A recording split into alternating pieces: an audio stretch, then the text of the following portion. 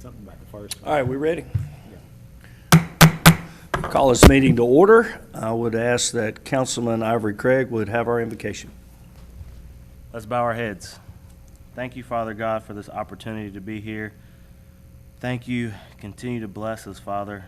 Guide us so we can guide Mount Holly and continue to do what's best for everyone in the city of Mount Holly. Thank you for us having Danny Jackson back.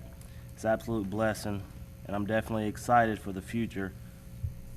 Please continue to hold us and guide us as we proceed to do what's best for Mount Holly. In Jesus' name we pray. Amen. Amen. Thank you. Yes, welcome back, Thank you, Mayor. Danny. It's wonderful to have you back. It is on an interim basis, but we're fortunate and blessed to be able to have you back here, so thank you. Thank you, Mayor and Council.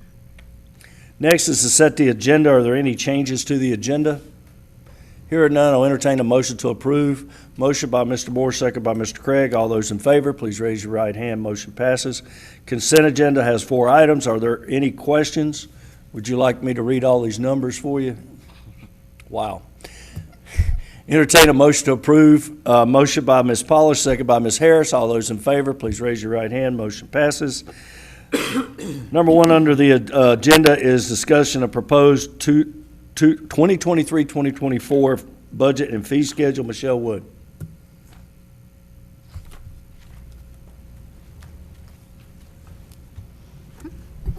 Thank you, Mayor and Council. We just wanted to give a update, just kind of overview of the budget process this year. As you all know, on April the 24th, we had the budget workshop. Originally proposed a 40.5 cents tax rate. Staff was directed to lower to 39 cents and utilize fund balance for the difference to fund capital, specifically a fire truck, and to look into options of possibly buying 2 fire trucks. May 8th, we came back to you with some proposed options to fund 2 fire trucks, 6 fire positions, 3 promotions, and additional 6 SAFER grant positions for the fire department, and all the previous essential, non-essential, and capital items. Council directed staff to prepare a budget at 40.5 cents tax rate and include all those items. Staff prepared the proposed balanced budget to the City Council at a 40.5 cents tax rate, and books were delivered to you on May the 9th, 2023. We come before you tonight with any discussion or questions that you have of the presented items and to receive direction to finalize the proposed balanced budget for a public hearing and budget adoption at the June 12, 2023 council meeting at a 40.5 cents tax rate. Thank you. You're welcome. Does council have any questions, concerns, input? Mr. Meadows? Not on the current budget, but what I would like to ask is similar to the way that we did last year with the merit program, where they kind of brought in folks and we're working on implementing that. I'd like to have staff explore a cafeteria-style benefit program. I'm not going to go into all my reasoning for that at this point, but I'd like us to explore kind of what are we spending kind of on each employee, and how would we pick a number that is similar, and how would we provide a set of options that one can pick from that would be a similar value to all employees. And your broker can certainly help with that. Yes, sir. Yep, good question, good input. Anything else? So we're ready to go forward? All right, yes, sir. So move approval, no, what do we ask? We have to do, I'm just asking for direction. We're wanting to make sure everything's good, no other questions. We're going to have the public hearing at our regular meeting, and then at that time, we can vote on it. But, okay, we're good. All right. Thank you. Thank you. Next is discussion of downtown social district. Chief Reagan, I kind of want to preface this a little bit on why this is back up. It came to my attention on Tuesday of whatever week, of May 12th, our first event, that there was no one to sell any beer. There was no nonprofit. There wasn't anybody that could do it because they had not gotten their ABC permit for a special event. The issue was a change in leadership. A lot of it was just not knowing. And had we had the social district in place, it wouldn't matter. You know, we had businesses that would have it. They would be able to do it. So we scrambled, got it together, got a special approval from Raleigh to have it. So the Mount Holly Athletic Association jumped in, and they filled the spot because the foundation couldn't, and it was their turn, in effect. I don't think we're going to run into that again, but in talking with specifically Jonathan Toddes, who called me because I had no idea, I said, well, maybe since nonprofits now is not a requirement, that the businesses wouldn't be able to sell if a nonprofit were selling, maybe now would be a good time because we'd never have to worry about this if we had it just on Friday nights, however the council wants to do it. So that's kind of the preface of why this came back up now. Chief, Thank you, Mayor, Council. Well, you pretty much just explained the. did I just do everything for you? That pretty much gets it. But I'll go ahead and go over this. A social district is defined as an area in which a person may consume alcoholic beverages sold by an ABC permittee located within the social district. A social district may include both indoor and outdoor areas of businesses within or contiguous to a defined area during the days and hours set by the local government in creating the social district. A social district may include privately owned areas or property, including permittees and non-permittee businesses and multi-tenant establishments, as well as public streets, crosswalks, or parking areas, whether the streets or parking areas are closed to vehicle traffic. So the main change from when this was originated was that now the nonprofits can operate inside of the social district. Before they wasn't allowed. So we had brought that back in February once that change was made before council, just to see if there was any interest. So previously at Springfest, Mount Holly Nights, Miracle on Main, nonprofit organizations could sell alcohol to be consumed on the street. Alcoholic beverages purchased at downtown businesses couldn't be taken out onto the street.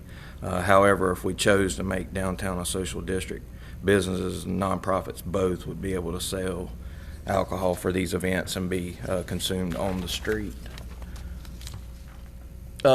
We thought this would be a good time too, the incident the mayor was talking about with the change of some leadership within the nonprofits. We thought it would be a good time to do some training here at the municipal complex for all of these nonprofits as far as the process of getting a permit, what that takes, and making sure that we did it in a sufficient amount of time to where we could have it prior to the event. So we're setting that up now to make sure everybody's squared away and have some templates ready for everyone. So leave that with questions for. And one of the things, I think if council, I know that it gave us this direction in the packet, but if council had direction, if you gave, yeah, we're interested in pursuing this, there could be more detail around it, to also include the BUMA group downtown, the businesses who would have to be, and I say have to be, would be administering this. There's responsibility on those businesses, and they need to give input into what kind of container you're going to have, how you label it, within the law, but there may be some input from them as well that we want staff to be aware of. Well, there is an expense with that, that the businesses would have to take care of, because it's like Jeff and I were talking about it. The businesses would have to buy special cups, and they have to put their logo on it. And the other thing that has changed with that, you can take your alcoholic beverage from one establishment to the other, like from Jack Beagle's to the Summit. Right. You couldn't do that before, but that's allowed now. And So- you have to have an ordinance for every social district that you have downtown. Right. And my thought, because initially, Chief Roper, when he was up here initially, and it's been a while, had indicated those special events that we have that are already naturally blocked off would make the most sense, especially from an enforcement standpoint. And then we get our feet wet a little bit, and then if you want to expand it or say, okay, this is always this way, it's going to be this district, maybe that would be a way to do it. And council might just want to do it all the time anyways. I don't know. That's perfectly fine. Well, and I have another question, because the other night at our downtown concert, We used to be able to have alcohol in Stowe insurance.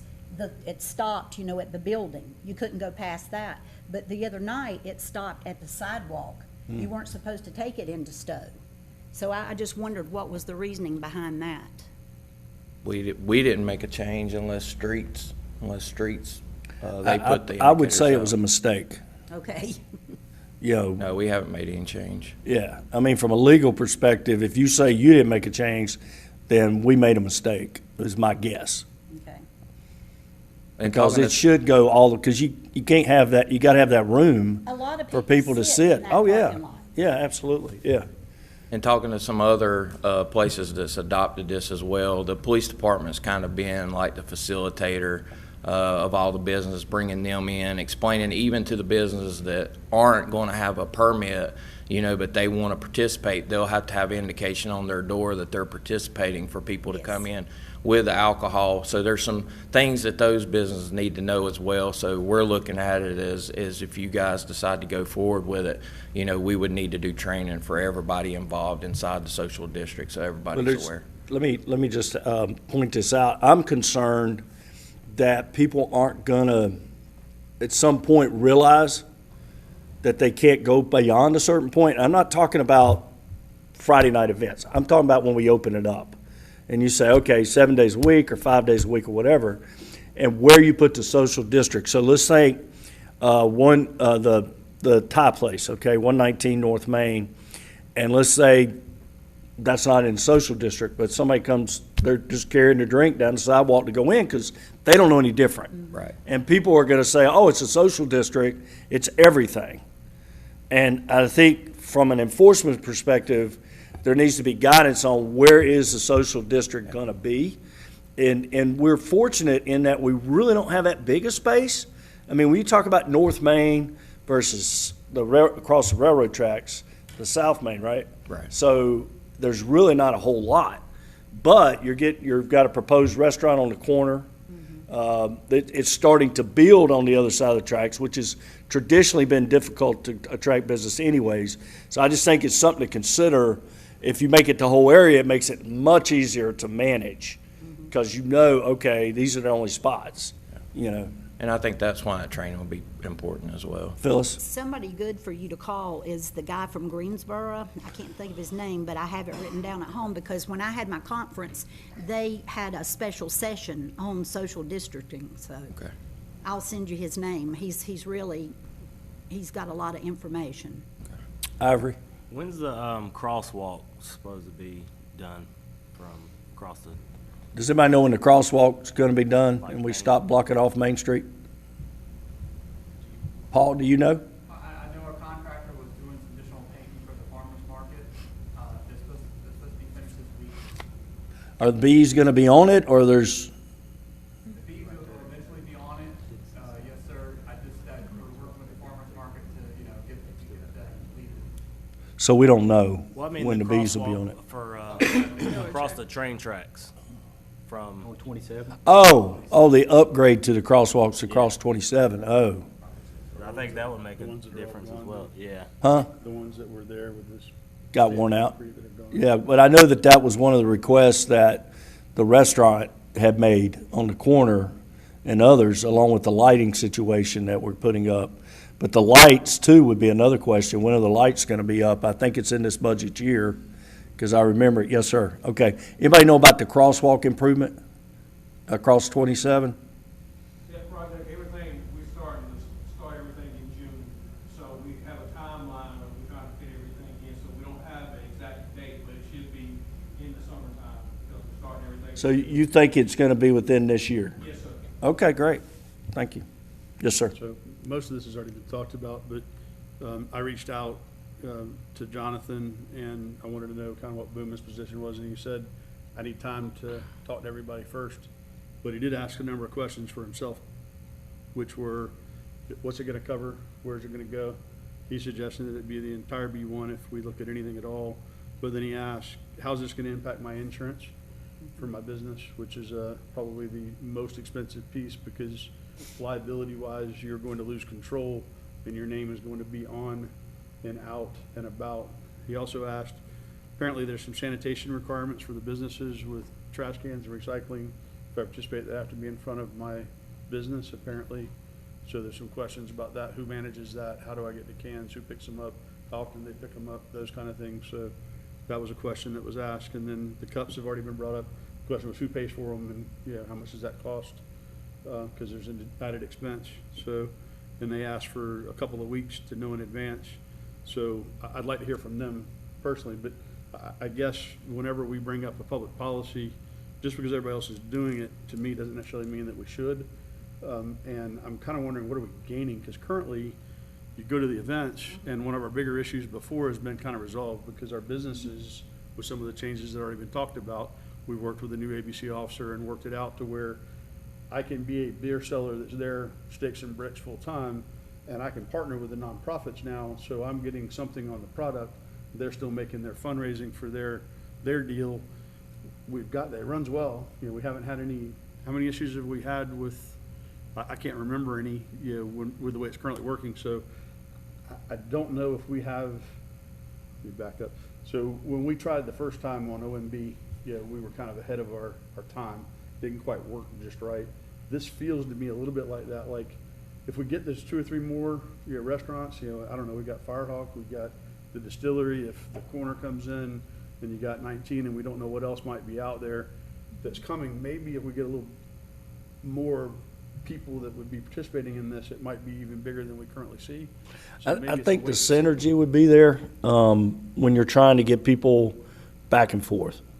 And I think that would be helpful. I just don't, right now we have a certain number of events, and it seems to work currently. And so I don't know what we would be gaining by opening what appears to be liability, sanitation, and enforcement issues.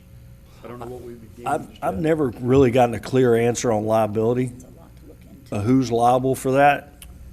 I brought the question up to ALE, and because there's no case law at this point, they are looking at it as whoever the municipality that adopts the ordinance would be the first person that would be responsible. Right.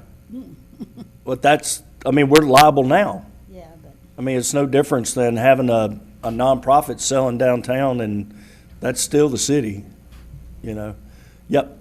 I think given that we're not being asked to vote on this, but whether or not we're willing to find out more about it, I think that if we're willing, I'd like to find out more about that, like, I think that having the focus be on the events initially is a smart move to get like just dip a toe in the water. I'd like to find out more about some of these topics, sanitation, like insurance, those kind of things. And I also think that we need to meet, not just train, but meet with the partners, meet with the people that this is impacting directly, and find out if there's like, if BUMA comes back and says hard pass, I mean, why would we push it, right? Not at all. And I don't want anybody to feel like I'm pushing Yeah, anything. and I think that this would be a really exciting thing for downtown, but if it doesn't work right now, like, it doesn't work, you know? Like, we brought this up like a year ago, it didn't work, we passed on it, right? So I say that this is another opportunity to introduce something that could really put, I disagree a little bit because I understand that, like, some of the issues got worked out, but, like, you know, it'd be nice to be able to walk into Summit and walk out with something, because, you know, I don't drink beer, because I can't drink beer anymore, so, like, I can't just buy the beer on the sidewalk, and so You're I don't- welcome across the tracks. as soon as I can bring it Yeah, back. yeah, absolutely. But, so I mean, like, it's not completely fleshed out, and I think it would be a really exciting thing for people who do like to partake, to be able to just kind of walk back and forth. And if it expanded later, then we would do it knowing what we were getting into.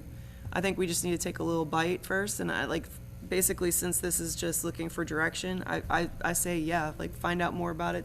Let's talk to the partners involved in it. there's a And lot to find out. Ivory? I'd say I'm for it more than I was last time when we talked about it. Like, I was perfectly fine with passing, hearing information that we had. I think we're going in the right direction by gathering more information. And then if we get to a certain point where it's a easier yes, then I'm definitely for it. But I like what Lauren's saying about continuing to find out more information for sure. David? And I feel the same way. We just need to get more knowledge on this. I know one of the things we talked about was, the last time was like, if once we cross the tracks, that would be a different social district, you know, and that's one of the things we need to look at. I mean, if especially if you've got, you know, the new restaurant, Firehouse, all the way. Muddy around River. Lexmark, and then the distillery coming on, and so that's a lot of space to cover, and to keep up with, so, but I'm like Ivory, I feel better about it now the way it's been presented, but we still need, some questions that need to be answered before we move forward. Phyllis? I think the social district is wherever we say it's gonna be. So you wouldn't have to have a separate one. If we drew the lines that it's gonna go across the railroad tracks, then that's a social district. I know in Savannah, when Ronnie and I were there, we went to a restaurant and we could walk 5 blocks with our wine, so. And that's what I kind of meant, is that we don't really have that big an area. No. Compared to Gastonia's whole Main Street, right, or goes down to the Fuse District. That's a lot of area compared to a couple blocks, As a business owner, I don't care. It's not going to help me or hurt me. From a liability perspective, I am concerned. I mean, my alcohol liability is $8,000 a year that you have to, that's what it costs. If it goes to 12 or 14, count me out. If it goes, you know what I'm saying? I don't know the answer. Maybe Kannapolis does by now. Maybe Greensboro would know the answer to their businesses if they've been impacted. But I definitely, let's look into it a little bit. Talk to Boomer first. I mean, if Jonathan and Troust and Jack Beagle say, we just don't want the headache, fine. Yeah. That makes it easy. We end it right there. There's no reason to do something to hurt them, We don't need to make it harder than it has to be. No, Exactly. it's hard enough right now. The liability you have serving alcohol is tough enough. I like learning from other people's mistakes anyways. Yeah. Well, we keep waiting. Yeah, it'll be good. We'll just copy Gastonia eventually. Anything else on this? I Yeah. would just say that, I think that if the shoe doesn't fit right now, then, they're obviously changing this, very rapidly. They So are. this is obviously, they're learning from it and changing it and adapting what's working and what's not working. So I think, let's just learn about it and find out if it works. And if it does, great. And if it doesn't, wait 6 months, it's, whatever. And we'll see what happens when it comes out. It may eventually work out for us. Chief knows that no one wants to be case law. That's right. Right, yeah. Not first, especially. Yeah. We don't want to Yeah, be let's first. let somebody else go through that. Thank you, Chief. Yes, sir. Next is an update on the strategic visioning plan. Greg Bill. Thank you, Mayor. Thank you, Council. Let's pull up.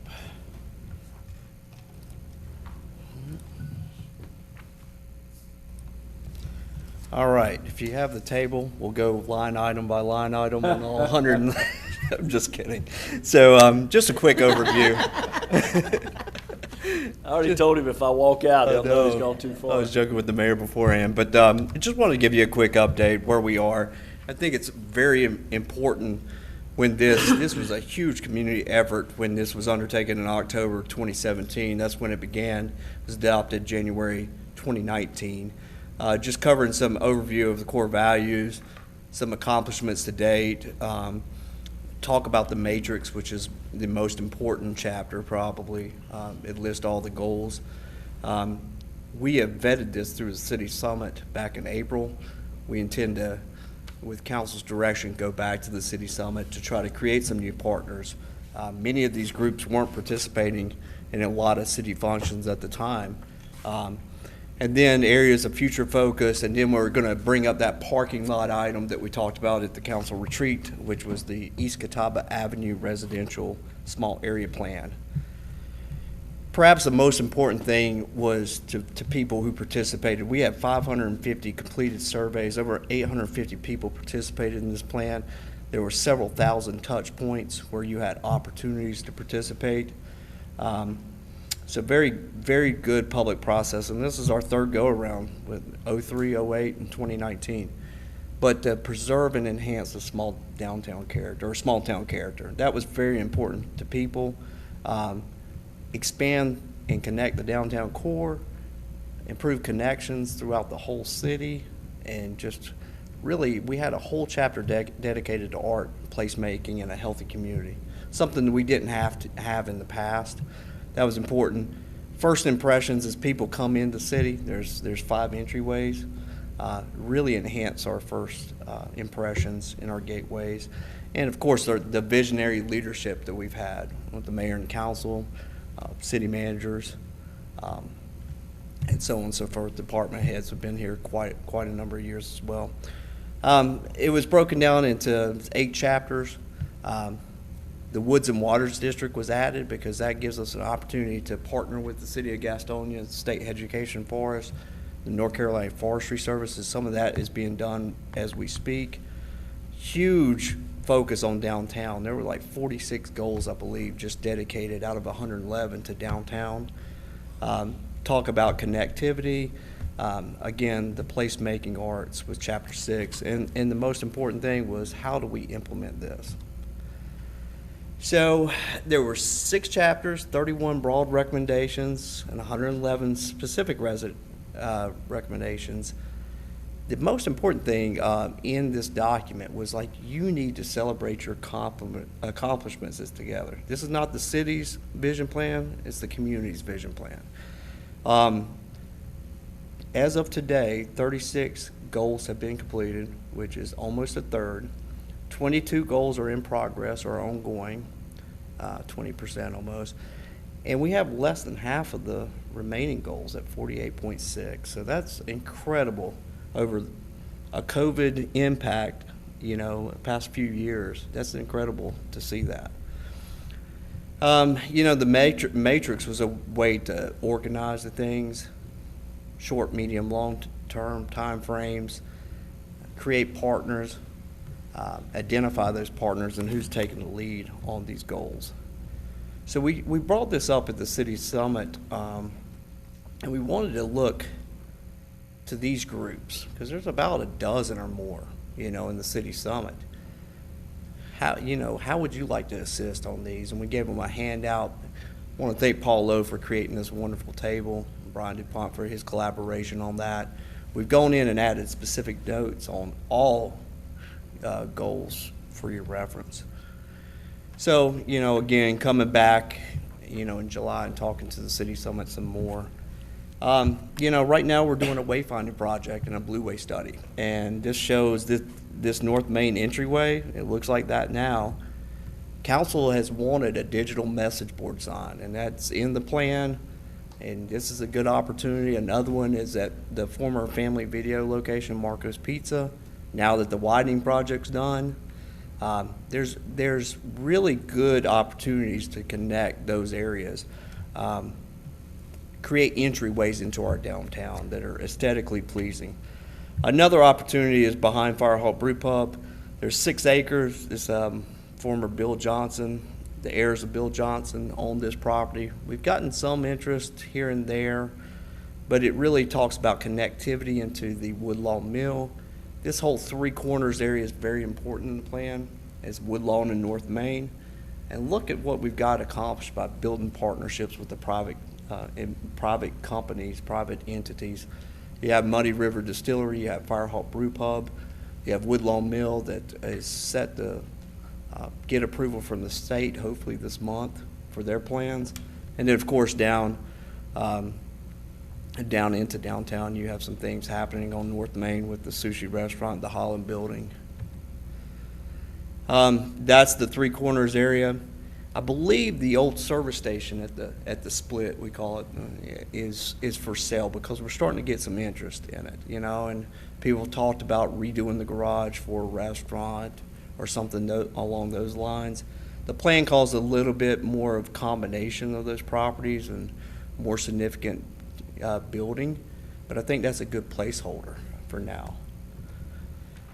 This was an opportunity that we've asked McAdams to look at with the Blueway study. We're really focused on C at the top of right next to the Legend. That goes by the city's pump station along Highland Street, but that talks about a greenway connector going through the Muddy. We have a sewer line easement through there, and it's a great location. It was vetted and studied, but talking about a future greenway that goes by Muddy River, Firehawk Brew Pub, connects to Woodlawn Mill.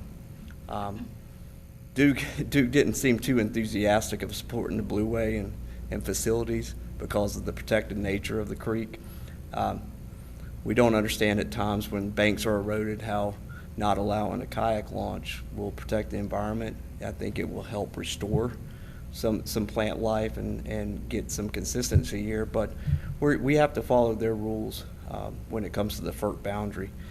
But, you know, also at the council retreat, we talked about a parking lot item about, pun intended, creating more parking in downtown. And this talks about, you know, connecting possible a greenway on this side, but, you know, you could partner with the First United Methodist Church, of course. They would be a huge partner in this and creating some parking opportunities and a sidewalk connection back out to North Main. We're going to be studying that with the Blue Way study. So this was what came up at the council retreat, was this corner between Highland, Catawba, Central, and Hill Street. It talks about, it's called the East Catawba Residential Small Area Plan. And there's 5 properties totaling about 3.1 acres in size. You see on this map that Michael Godwin created, you see the properties in the yellow are city-owned properties, and the shaded properties with different colors show you individual ownership of this area.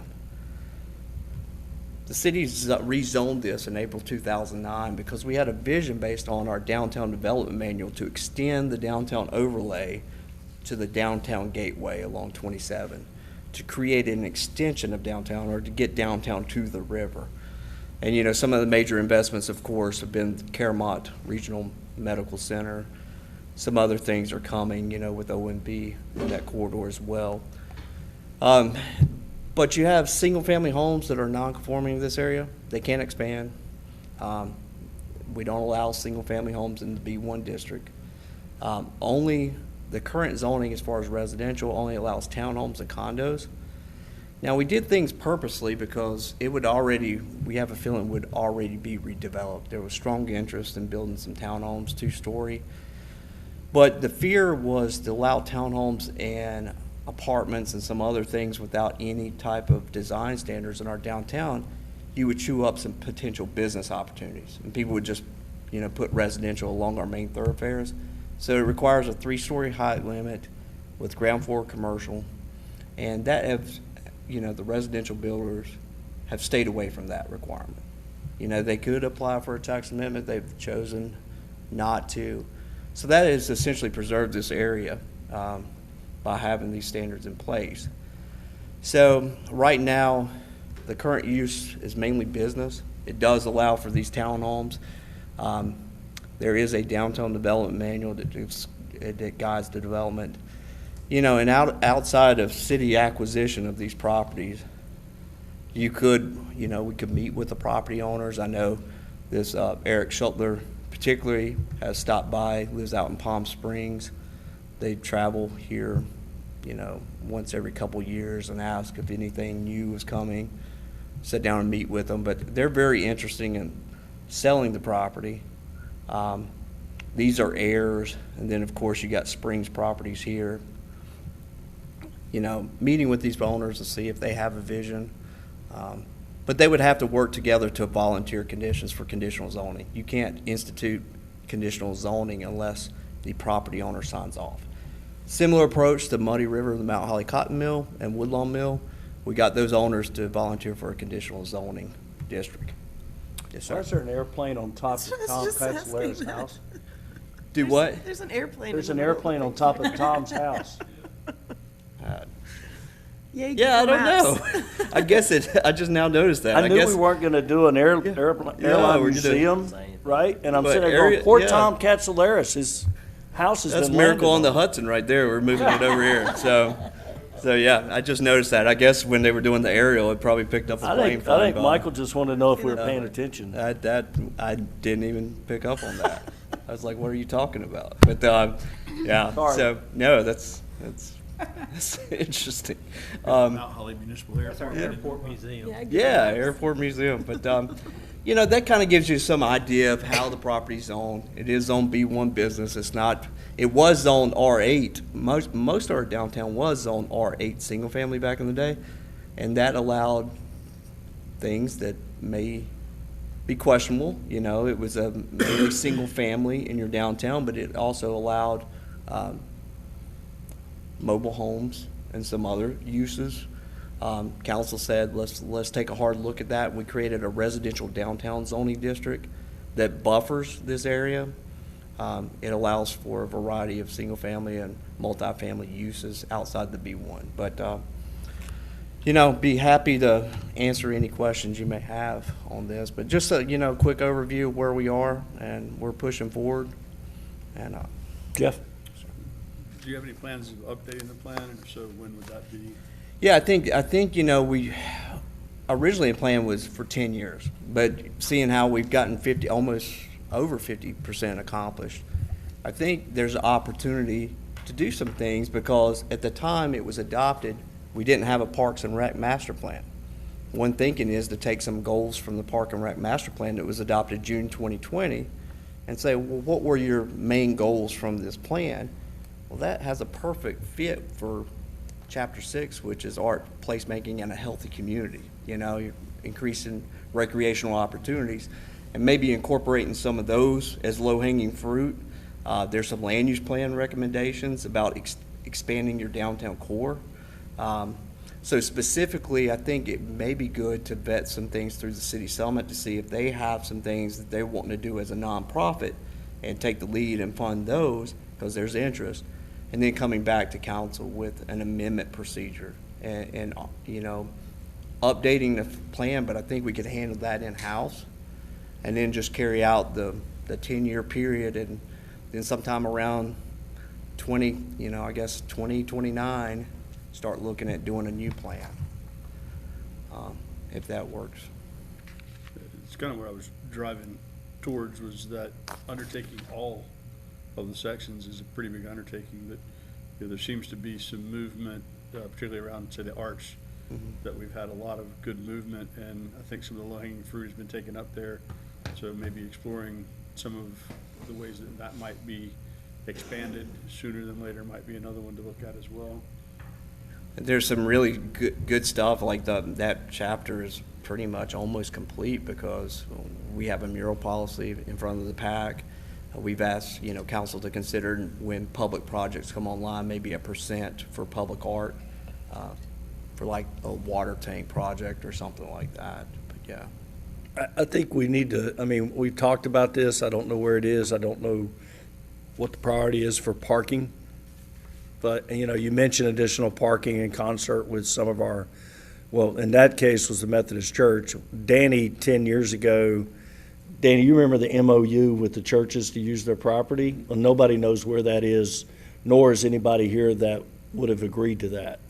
So that's something we need to look for, but, or reiterate, because until we get a parking deck or something, you know, we're growing quickly. Yeah. And the lack of parking is a real problem. Even trying to use our parking behind 119, it's full. And that's even without Barbie's Dance Studio. I mean, you go over there in the afternoon, it's full, which is wonderful. But I think it's eventually going to limit our ability to really grow in areas we want to grow in. And I think, you know, with this idea, you know, we did sit down with all the churches that participated. I think there was about 6 churches. 10 were invited, 6 showed up to the meeting during the drafting of this plan, and all but one said, feel free to use our parking anytime, except, you know, on Sundays and maybe Wednesday nights, and if there's a funeral or a special event. But speaking of the MOU, I know there was more verbal that time, but I think going past, there was a reference to an MOU. But yeah, certainly maintaining those partnerships and making sure the same folks are at those churches now, and some of them are part of our city summit.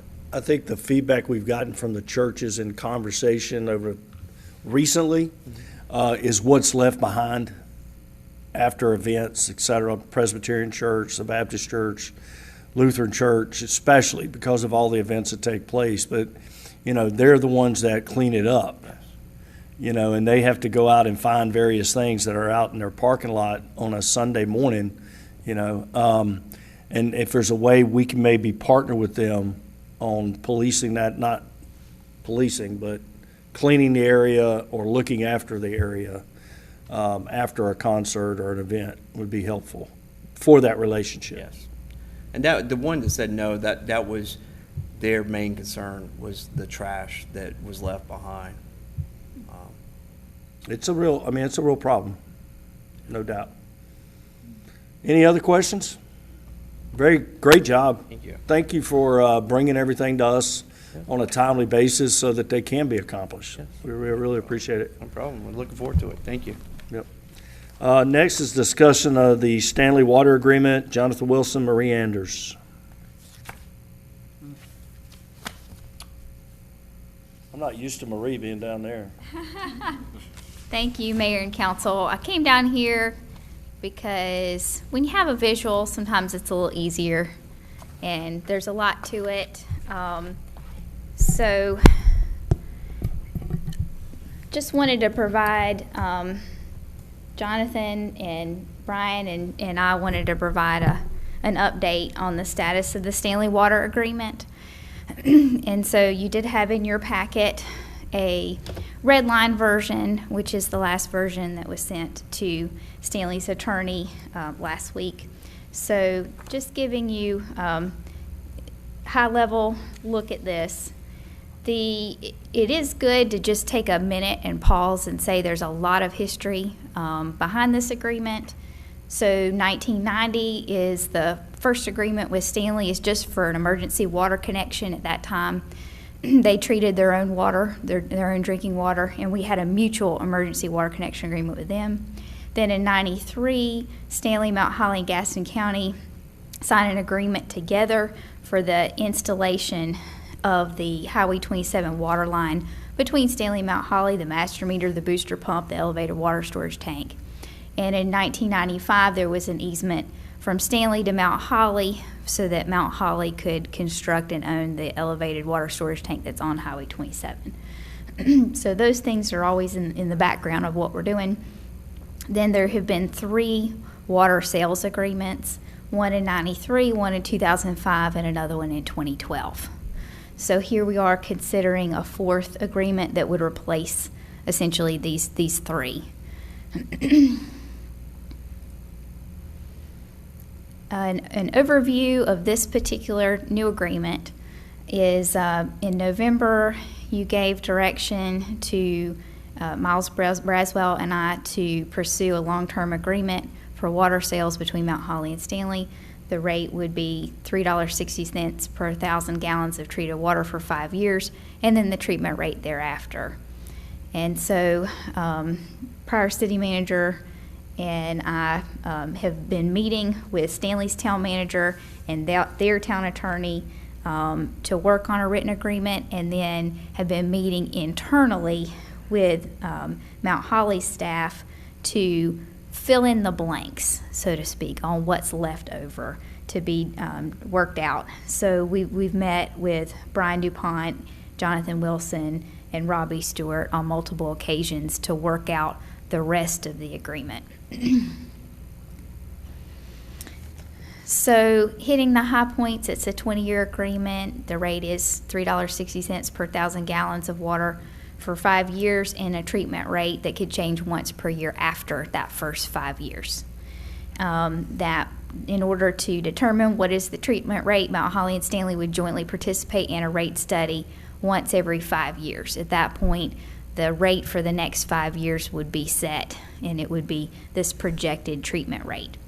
That there's a minimum purchase of 300,000 gallons of water per day, a maximum of 700,000 gallons of water per day, and 21 million gallons of water per month.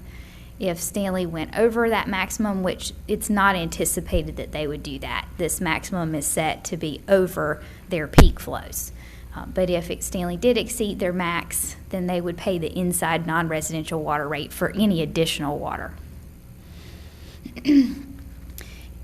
And in terms of new customers or increased water usage, if Stanley knows of a new customer or an existing customer that would increase their water usage by 60,000 gallons of water per day. They would need to let us know. If it would cause them to start going over their maximum, then Mount Holly would approve or deny the request to increase their maximum limit based upon whether or not Mount Holly had capacity to serve. Each municipality is responsible for maintaining its own water lines and appurtenant systems. And however, Mount Holly and Stanley would split any major repair to Mount Holly's system that's not in Mount Holly's capital improvement plan. And this is an emergency basis only type thing. And there would be credit for any insurance proceeds or FEMA funds received deducted from the total cost before that cost share.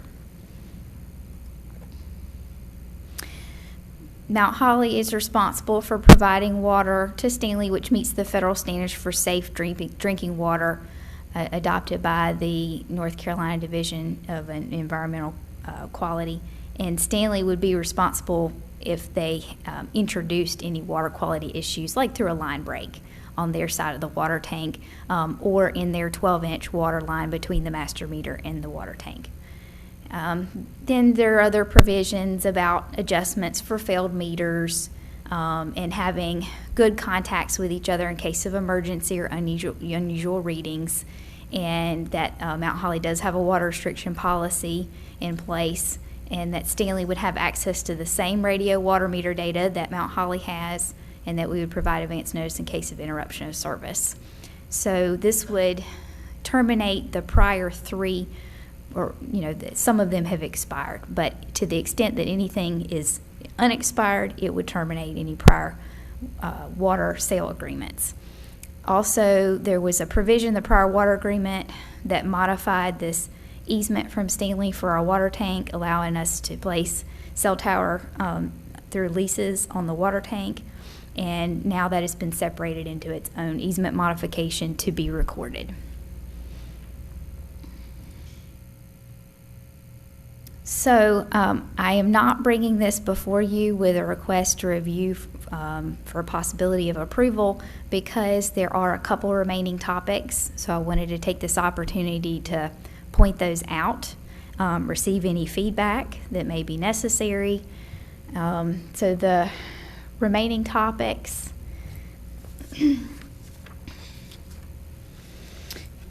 So one of them is a concept of putting a percentage cap on that treatment rate after the first 5 years. This has been discussed back and forth. Mount Holly staff has proposed a floating cap that's an indexed floating cap. Stanley's has proposed just a percentage that you put down on paper. That's the percentage. We've had discussions back and forth. The latest is I spoke with Stanley's attorney today, and he indicated that Stanley would look at removing that percentage cap as long as we can make sure that the agreement has some added clarity, some points that Stanley would want to see included to make sure that everybody understands how the treatment rate would be calculated, and that everybody understands how the joint rate study would be conducted.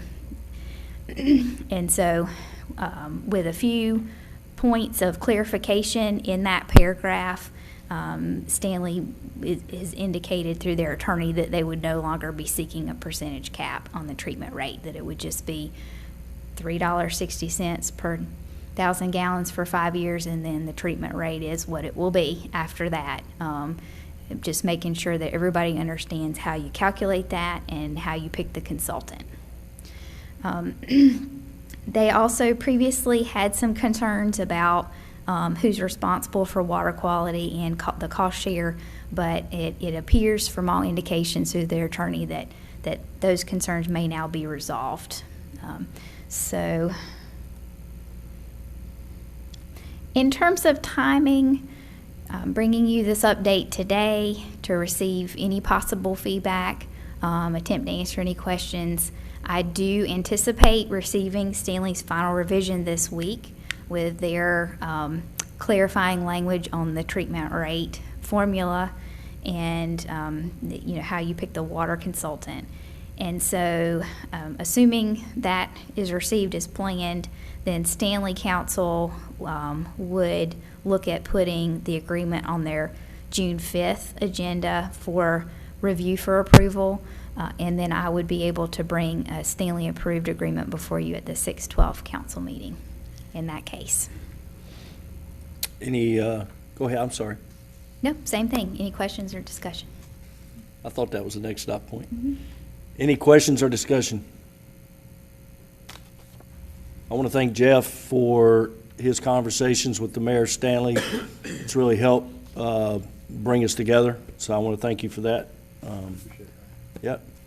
So, this is great. I think it's a great opportunity to partner, and looking forward to June 12th. Thank you, Marie and staff, for all the work. Thank you. Anybody got questions? No, I just want to thank Marie for moving the screen over so we could see you, because most of the time we can't see the people that are speaking, and I like to see who's talking to me. So thank you, Marie. I like to see you back. Thank Yes, ma'am. Jeff? I just want to say I'm excited to see us on the verge of this being straightened out, and I hope this is the beginning of a new era for our two communities, and that hopefully these actions will foster transparency and a high level of trust going forward, because there seems to be some room for improvement there, and I'm hoping that this accomplishes that, because these are our neighbors and we share more in common than we have differences. And I think as we continue to grow to the north, we're going to be partnering on other things soon enough. So excited about the future and what this represents. Yep, absolutely. Thank you. Okay, Appreciate thank it. you. Next is a closed session pursuant to North Carolina General Statute 143-318.11A and 5. Mr. Craig's a motion, second by Ms. Polish. All those in favor, please raise your right hand. Let's take a few minutes, and then we'll come back. We'll be in here.